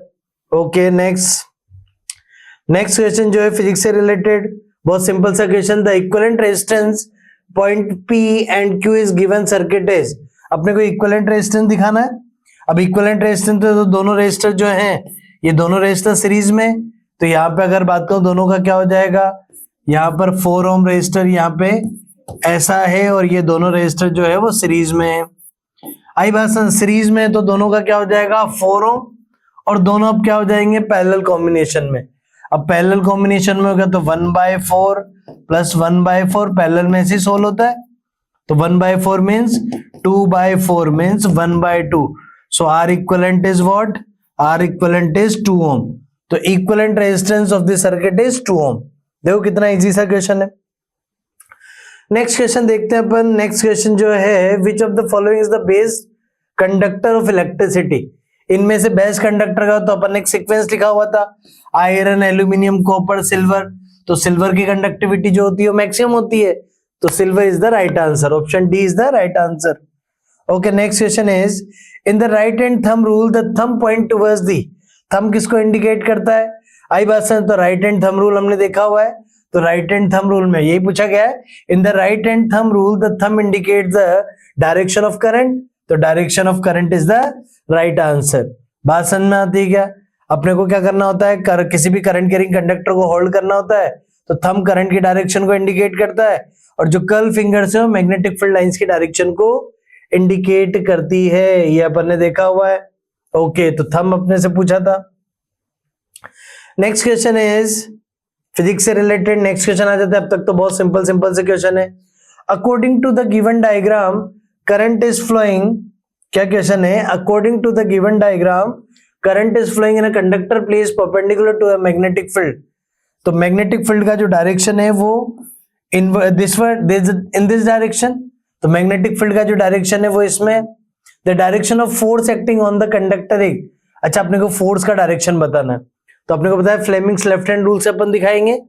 आई बात है, फ्लेमिंग्स लेफ्ट हैंड रूल में यहाँ पे अगर बात तो magnetic field in this direction and current के लिए अगर बात करूंगा ये, तो force will be inward. Magnetic field आपको पता है जो 4 फिंगर है वो मैग्नेटिक फील्ड को रिप्रेजेंट करती है, मिडिल फिंगर जो है वो करंट को रिप्रेजेंट करती है, तो थंब जो होगा वो फोर्स को रिप्रेजेंट करेगा. तो जो फोर्स होगा वो क्या होगा, इनटू द पेज. कहाँ आने वाला है फोर्स का डायरेक्शन? थंब किधर रिप्रेजेंट कर रहा है?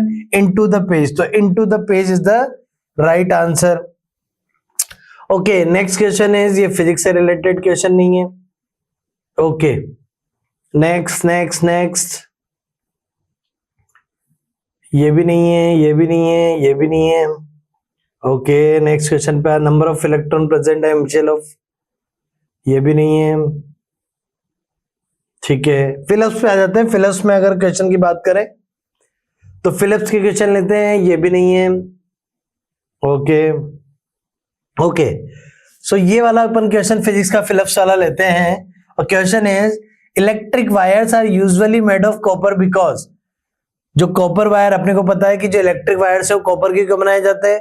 क्योंकि एक तो वो चीप होते हैं, दूसरा अगर बात हो उनकी कंडक्टिविटी मोर होती है. तो यहाँ पे अगर बात करो रीजन लिखना था, आप एक स्टेटमेंट भी लिख सकते हैं आई भाषण में और न्यू भी लिख सकते हैं. Electric wires are usually made of copper because I भाषण दीज हैव मोर कंडक्टिविटी. ऐसा भी लिख सकते हैं अपन.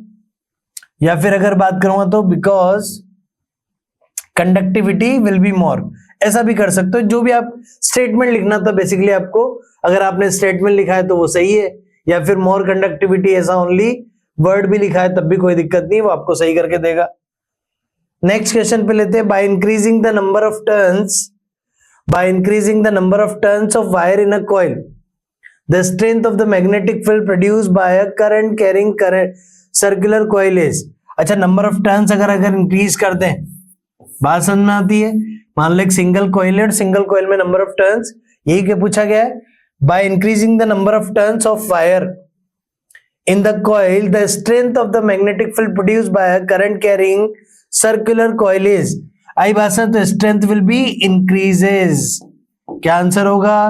strength will be increases, क्योंकि नंबर ऑफ टर्न्स इंक्रीज करने पे स्ट्रेंथ इंक्रीज करती है. ओके, ये भी फिजिक्स से रिलेटेड क्वेश्चन था. नेक्स्ट, ये वाला क्वेश्चन फिजिक्स से रिलेटेड नहीं है, ये भी नहीं है. वेरी शॉर्ट टाइप क्वेश्चन पे आ जाते हैं. ये भी नहीं है. Which part of the brain, right any one example by sexual flower. Okay, ये भी नहीं है, ये भी नहीं है. अच्छा, ये क्वेश्चन है फिजिक्स से रिलेटेड क्वेश्चन है. बहुत देखो, बहुत सिंपल सा क्वेश्चन है. Which mirror is used as rear view mirror of a vehicle. तो रेयर व्यू मिरर अपने को पता है कि अपन कॉन्वेक्स मिरर यूज में लेते हैं. आई बस एग्जांपल्स अपन ने नॉर्मल क्लास में लिखे थे, और रेयर व्यू मिरर के लिए अपन को पता है कौन सा मिरर यूज में लेते हैं? कॉन्वेक्स मिरर, जो अपने को एक स्मॉल इमेज बना के देता है और एक अपने को इरेक्ट इमेज बना के देता है. ये एग्जांपल्स में लिखा हुआ है. Next question is, what do you understand by myopia. आई बात मायोपिया क्या होता है? डिफेक्ट इन विच आई बात near by objects are clear, near by objects we can observe near by objects clearly but cannot observe I was a far away objects clearly. This is the myopia. Near sightedness means इसमें near by objects को अपन clearly observe कर सकते हैं, लेकिन far away objects को अपन clearly observe नहीं कर सकते हैं. इस डिफेक्ट को करेक्ट करने के लिए अपन कॉनकेव लेंस को यूज में लेते हैं. किसको यूज में लेते हैं? कॉनकेव लेंस को. This is the defect. Okay, the next question is, the potential difference is measured by which instrument. अच्छा, पोटेंशियल डिफरेंस जो मेजर करता है, this is voltmeter. Voltmeter is a device which is used to calculate value of potential difference at the ends of the conductor. तो यहां पे अगर बात हो, this is the answer. Okay, next question is, draw the field lines of a magnetic field produced to a current carrying solenoid. एक current carrying solenoid है, एक current carrying solenoid है, उसके लिए अपने को मैग्नेटिक फील्ड लाइंस आई भाषण में फॉर्म करनी है. तो किसी भी सोलेनोइड के एक्सिस के अलोंग जो फील्ड लाइंस होती है वो ऑलमोस्ट स्ट्रेट होती है, और यहाँ पर जो फील्ड लाइंस होती है वो ऑलमोस्ट आई भाषण बैंड करने लगती है. तो इस तरीके से फॉर्मेशन होता है. तो यहाँ पे अगर बात करें, फील्ड लाइंस का डायरेक्शन हो गया, ये फील्ड लाइंस ऐसे इस तरीके से आ रही है, यहाँ पे ऐसे. तो सोलेनोइड के लिए अपने को मैग्नेटिक फील्ड लाइंस ड्रॉ करनी थी, तो हमने की. ओके, नेक्स्ट क्वेश्चन जो है, ये फिजिक्स से रिलेटेड क्वेश्चन नहीं है. Next next next. Okay, write formula of function group present. Okay, section B पे आ जाते हैं. सेक्शन बी में जो फर्स्ट क्वेश्चन है, write difference between photographic movements in plants, explain function of two organs. Okay, next question, draw a line diagram of what is refractive index. Okay, this is the physics question. What is refractive index? Refractive index is the property of the medium which decided bending of the light rays. ये definition में अपन लिख के आ सकते हैं. Refractive index क्या है? Medium की property. This is the property of the medium which decided bending of the light rays. It is represented by the symbol mu. Refractive index को किससे रिप्रेजेंट करते हैं? म्यू से. These are of two types के refractive index होते हैं. First one is absolute refractive index and other one is relative refractive index. तो absolute refractive index को आप डिफाइन कर सकते थे. तो absolute refractive index of a medium will be, क्या हो जाएगा formula? Velocity of light in vacuum divide by velocity of light in medium. This is the formula for refractive index. हमसे फॉर्मूला पूछा गया था तो हमने फॉर्मूला बता दिया. Next question is, why is the colour of the sky is blue. Sky का colour जो होता है वो ब्लू क्यों होता है? अपने को पता है कि जब सन से व्हाइट लाइट आती है तो उसमें 7 कलर्स होते हैं. उसमें क्या होते हैं? 7 कलर्स होते हैं. अब 7 कलर्स में जो रेड होता है उसका वेवलेंथ मैक्सिमम होता है और वायलेट का वेवलेंथ मिनिमम होता है. हमें पता है कि जो डेविएशन होता है आई भाषण में, डेविएशन ना बोल के अपन स्कैटरिंग बोले तो ज्यादा बेटर है. स्कैटरिंग जो होती है आई भाषण में, स्कैटरिंग जो होती है वो अगर बात हो वेवलेंथ की 4th पावर के इनवर्सली प्रोपोर्शनल होती है. एक फॉर्मूला अपन देख सकते हैं कि intensity of the scattered light, intensity के लिए आई लिख रहे हैं, intensity of the scattered light is inversely proportional to wavelength power 4। समझ में आते हैं? 4 पावर ऑफ द वेवलेंथ। बात समझ में आती है क्या? तो जिसका वेवलेंथ सबसे ज्यादा होगा उसका स्कैटरिंग सबसे मिनिमम होगा। तो रेड का स्कैटरिंग सबसे मिनिमम होता है और वायलेट का स्कैटरिंग जो होता है वो अगर बात करो मैक्सिमम होता है। तो वायलेट कलर जो होगा वो ज्यादा स्कैटर होगा और ज्यादा फैलेगा, ज्यादा स्प्रेड होगा। आई बात समझ में? लेकिन हमारा आईज जो होती है वो अगर बात करूंगा तो ब्लू कलर के लिए ज्यादा सेंसिटिव होती है, इसलिए हमें इन जो लोअर वेवलेंथ वाले कलर से ब्लू, आई बात समझ में, मतलब वायलेट, ब्लू, इंडिगो, इन्हीं का कॉम्बिनेशन हमें मिलता है और वो कैसा अपीयर होता है? ब्लू अपीयर होता है। तो दिस इज द रीजन, आई बात समझ में, why colour of the sky is blue. Next question is why an electric fuse is used in domestic electric circuit. हम इलेक्ट्रिक फ्यूज को क्यों यूज में लेते हैं? क्योंकि इलेक्ट्रिक फ्यूज जो होता है प्रोटेक्ट करता है अदर डिवाइसेस को। आई बात समझ, किससे? हाई वोल्टेज वगैरह से प्रोटेक्ट करता है। शॉर्ट सर्किट हो जाता है तो उससे भी अगर बात को प्रोटेक्ट करता है। तो फ्यूज वायर क्या काम आता है? आई बात समझ में, तो जो अप्लायंसेस हैं, डोमेस्टिक इलेक्ट्रिक अप्लायंसेस है, उनको सेफ रखने के काम आता है। बात समझ में आती है क्या? ये अगर बात को इसका रीजन लिख सकते थे। नेक्स्ट क्वेश्चन जो है फिजिक्स से रिलेटेड, ये भी नहीं है, ये भी नहीं है। ओके, नेक्स्ट क्वेश्चन देखते हैं फिजिक्स से रिलेटेड। ये भी नहीं है, ये भी नहीं। Explain reason for adopting process of formation of ozone which chemical is considered to be a major cause of depletion of ozone. What is Ohm's law? So this is the question. I was of physics. What is Ohm's law? Ohm's law क्या है? When all the physical conditions are kept in constant, then potential difference is directly proportional to the current. I was है potential difference जो होता है वो किसके? current के directly proportional होता है। This is the Ohm's law. Define the resistance of the wire. अच्छा, इक्वलिटी साइन आता है तो कांस्टेंट आएगा R. This is the resistance of the conductor. Resistance क्या होता है? कंडक्टर में जब भी इलेक्ट्रॉन्स मूव करना स्टार्ट करते हैं, जब इसे बैटरी से कनेक्ट करते हैं तो इलेक्ट्रॉन्स पाथ में आने वाले अदर इलेक्ट्रॉन्स एटम्स आयन से कोलाइड करते हैं और कोलिजन की वजह से करंट का जो पाथ है वो ऑब्स्ट्रेक होता है। This is the resistance of the conductor. तो डेफिनेशन ऑफ रेजिस्टेंस की लिख सकते थे, the position in the flow of electron that arises due to continuous collision of the electrons with the other electrons, atoms and ion. This is resistance of the conductor. तो resistance अपने से पूछा था and write its SI unit. SI unit of conductor, SI unit of resistance is ohm. तो अपन क्या लिख सकते हैं? ओम इसका यूनिट लिख सकते हैं। Plot the graph between potential difference and current for a nichrome wire. आई भाषण में निकिल और क्रोमियम का जो अलॉय है, समझ में आती बात? निकिल और क्रोमियम का जो अलॉय है nichrome wire, this is alloy. उसके लिए अपने को क्या करना था? Plot a graph between potential difference and current for one nichrome wire. आई भाषण में नाइक्रोम वायर के लिए पोटेंशियल डिफरेंस करंट के बीच में जो ग्राफ प्लॉट करते हैं वो इस तरीके से अपन करेंगे। हमें पता है ओम्स लॉ का जो ग्राफ होगा वो अगर बात करूंगा तो नॉर्मल मेटल्स के लिए भी वैलिड है और आई बस अलॉयज के लिए भी वैलिड है। लेकिन अगर ये सेमीकंडक्टर होता तो इसके लिए ग्राफ थोड़ा सा डिफरेंट होता है। बात समझ में आती है? बाकी नाइक्रोम वायर का पूछा था विच इज अलॉय, तो हमने कर दिया। Next question is what is the heating effect of electric current. Heating effect क्या होता है? जब भी कंडक्टर में इलेक्ट्रॉन्स फ्लो करते हैं तो इलेक्ट्रॉन जो होते हैं वो पाथ में आने वाले, अभी मैंने आपको बताया, अदर इलेक्ट्रॉन्स एटम्स और आयन से कोलाइड करते हैं। जब कोलाइड करते हैं तो बैटरी की जो केमिकल एनर्जी है, जिस एनर्जी को लेके इलेक्ट्रॉन चलना स्टार्ट किए आई भाषण में, तो बैटरी की केमिकल एनर्जी से इलेक्ट्रॉन चलते हैं, मीन्स किस में कन्वर्जन होगा? काइनेटिक एनर्जी में। तो जब ये इलेक्ट्रॉन काइनेटिक एनर्जी लेके चलते हैं तो सम पार्ट ऑफ एनर्जी, इस काइनेटिक एनर्जी का सम पार्ट ये हीट की फॉर्म में रिड्यूस करते हैं। किसकी फॉर्म में रिड्यूस कर देते हैं? हीट की फॉर्म में, और उसकी वजह से वायर हीट अप हो जाता है। This is the heating effect of electric current. हमसे ये पूछा गया on which factor the heat produce in resistor depend. Generated heat किस किस पे डिपेंड करेगी? तो I square R T. Current पे डिपेंड करती है, रेजिस्टेंस पे डिपेंड करती है, आई भाषण में टाइम पे डिपेंड करती है। ड्रॉ अ सर्किट डायग्राम, एक वीआईटी। भाषण में करंट आगे तो पोटेंशियल पे भी डिपेंड करेगी। भाषण में आती है draw a circuit diagram for studying of Ohm's law.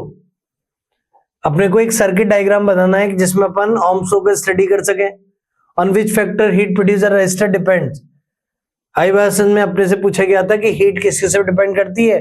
Circuit diagram for studying the Ohm's law. Ohm's law के लिए अपने को एक सर्किट डायग्राम बनाना है। सर्किट डायग्राम में अपने को कुछ नहीं बनाना है। नॉर्मली अपन ओम्स लॉ में अपने को पता है एक रेजिस्टेंस वायर अपन यूज में लेते हैं जिसका रेजिस्टेंस आर होता है। एक एमीटर को अपन सीरीज कॉम्बिनेशन में, एक बैटरी या सेल को अपन आई भाषण में सीरीज में कनेक्ट करते हैं। इसके पॉजिटिव नेगेटिव टर्मिनल से एक स्विच अपन लगाते हैं जिसमें की इंसर्ट करते हैं और यहाँ पे अपन एक रियोस्टेट लगाते हैं। This is variable resistor. R H इसका सिंबल होता है, प्लस माइनस, जैसे यहाँ से करंट जा रही है। और यहाँ पे अगर बात को अपन पोटेंशियल डिफरेंस मेजर करने के लिए एक वोल्ट मीटर कनेक्ट करते हैं। This is the circuit diagram I भाषण में for verification of Ohm's law. भाषण में आती है जिसमें सब चीजें जो है सीरीज में कनेक्टेड है और वोल्ट मीटर जो है पैरेलली कनेक्टेड है। अब जैसे अपन स्विच में की पुट करेंगे तो क्या होगा, पोटेंशियल डिफरेंस मेंटेन होगा और उसकी वजह से करंट फ्लो करना स्टार्ट करेगी। जैसे I value of current flow कर रही है, भाषण में आती है। तो यहाँ पे अपन जैसे जैसे पोटेंशियल डिफरेंस की, फॉर एग्जांपल रेजिस्टेंस की वैल्यू फिक्स है, रेजिस्टेंस की वैल्यू फिक्स है, मान लेते हैं कि रेजिस्टेंस जो है वो 2 है। तो जब अपन पोटेंशियल और करंट की वैल्यू डालेंगे, स्टार्टिंग में पोटेंशियल अगर मेंटेन नहीं किया, अगर की आउट है तो उसके से पोटेंशियल डिफरेंस भी 0 होगा तो करंट भी 0। की पुट करते हैं, मान लो पोटेंशियल 2 आता है तो इस रेशियो को मेंटेन करने के लिए करंट 1 आएगा। पोटेंशियल डिफरेंस 4 आता है तो रेशियो को मेंटेन करने के लिए करंट 2 आएगा। पोटेंशियल डिफरेंस अगर 6 आता है तो 3 आएगा, 8 आता है तो 4 आएगा। और इसके लिए जब अपन ग्राफ प्लॉट करेंगे पोटेंशियल और करंट को लेके तो स्ट्रेट लाइन मिलती है which is passing through the origin. तो हमसे ओम्स लॉ पूछा था, सर्किट डायग्राम पूछा था, वो हमने बना दिया। Next next is explain the effect of heat of baking soda and right chemical reaction involved in it. Next explain mode of nutrition in right the name of protein. Okay, same question है, दोबारा repeat हो रहा है शायद। Okay, this is the physics question.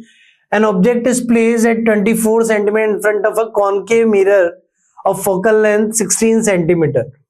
I भाषण में at what distance from the mirror should a screen be placed in order to obtain a sharp image? कितनी distance पे अपने को इमेज स्क्रीन रखना होगा। स्क्रीन क्यों रखते हैं, स्क्रीन पे अपने को इमेज मिलता है। तो हमसे यही पूछा है at what distance from the mirror should a screen be placed, मतलब अपने को इमेज डिस्टेंस बताना है in order to obtain a sharp image। अपने को क्या दे रखा है, 24 सेंटीमीटर ऑब्जेक्ट डिस्टेंस दे रखा है, कॉनकेव मिरर है, फोकल लेंथ 16 सेंटीमीटर है आई भाषण में। तो यहाँ पे अगर बात करूँ 24 और 16, तो डायग्राम हम बना सकते हैं। This is the concave mirror I भाषण में, this is the focus, this is the centre of curvature. 16 centimetre इसका रेडियस ऑफ कर्वेचर है, मतलब सॉरी 16 सेंटीमीटर इसका फोकल लेंथ है, ये अपने को गिवन है। अच्छा, रेडियस ऑफ कर्वेचर तो नहीं गिवन है, और focal length 16 centimetre. Okay, 16 centimetre इसका फोकल लेंथ है और 24 पे भाषण में 24 मीन्स, तो यहाँ पे अगर 32 हो जाएगा, इट मीन्स यहाँ ही कहीं पे करना है ऑब्जेक्ट को place.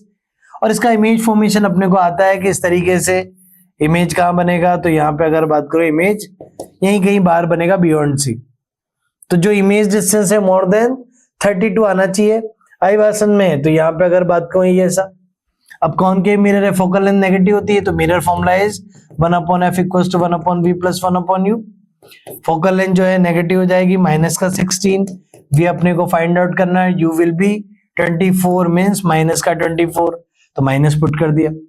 So 1/v equals to 1/24 minus का 1/16 आई भाषण में। यहाँ 4 कॉमन ले लेते हैं, तो यहाँ पे 4 कॉमन ले लेते हैं, तो 1/6 और यहाँ पे 4, समझ में आती बात। तो 1/4 यहाँ पे अगर बात करो 12 हो जाएगा, तो यहाँ पे अगर बात करो 2 हो जाएगा, माइनस का 3 हो जाएगा, तो कितना हो जाएगा, ठीक है, तो कितना हो जाएगा, माइनस का 1/48। तो माइनस का 48, अपने को पता है उल्टा भी करेंगे तो v का वैल्यू कितना आ गया -48 centimetre. This is the right answer. Okay, ये अपने से क्वेश्चन पूछा गया था। नेक्स्ट क्वेश्चन पे आ जाते हैं अपन। Mirror should be screen be place. और नेक्स्ट क्वेश्चन है draw a ray diagram for the image formation when an object is placed between pole and the principal focus of a concave mirror. Ray diagram अपने को बनाना है, object कहां पे placed है, between pole and principal focus. Pole और focus के बीच में ऑब्जेक्ट प्लेस्ड है by a concave mirror. Concave mirror से अपने को बनाना है, तो कॉन्केव मिरर अपने को पता है। आई बात समझ में, this is a concave mirror, this is the focus, this is the centre of curvature, this is the, तो ऑब्जेक्ट यहाँ पे प्लेस्ड है, this is A B object, light ray जाएगी यहां से पास करेगी, एक अगर बात कहूं यहाँ पे इंसिडेंट होगी तो ये ऐसे सेम एंगल पे रिफ्लेक्ट हो जाएगी। अभी आपको पता है रियलिटी में तो मीट नहीं कर सकती क्योंकि ये सेपरेट होती जा रही है। तो फाइनली अपने को यहाँ पे इमेज मिलेगा, this is A dash B dash. कैसा इमेज है, वर्चुअल इनडायरेक्ट। आई बात सुनने, साइज जो है मैग्नीफाइड है और कहां बन रहा है, बिहाइंड द मिरर। तो ये हमसे पूछा गया था, रे डायग्राम हमसे पूछा है when an object is placed between pole and principal focus of a concave mirror. ठीक है, डन।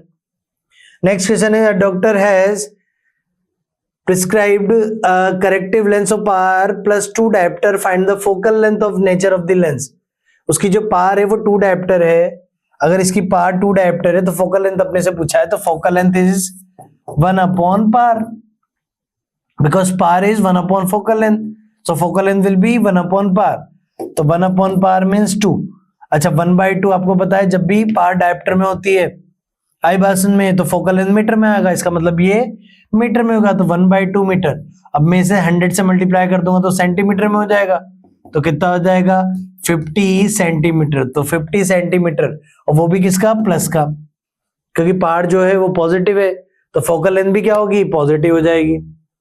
अब फोकल लेंथ पॉजिटिव है, इसका मीन्स कौन सा लेंस है, तो this is a convex lens. Convex lens की फोकल लेंथ कैसी होती है, positive. Okay, next, draw a ray diagram for the image formation when object is placed between f1 and 2f1 of a convex lens। आई बात से convex lens है, convex lens में अगर बात हो, this is f2, this is 2f2, this is f1 and this is 2f1।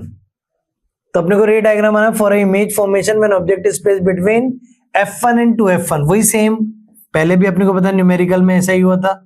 तो यहाँ पे अपन एक ऑब्जेक्ट प्लेस किया, तो इस केस में यहाँ पे अगर बात को यहाँ से पास करेगा, दूसरा अगर बात को अपन सेकंड रूल नहीं लगा पा रहे हैं तो अपन ऑप्टिकल सेंटर से पास करा देते हैं। तो यहाँ पे ऑप्टिकल सेंटर से अगर मैं पास कराऊंगा तो क्या हो जाएगा, ये ऑप्टिकल सेंटर से पास करेगा।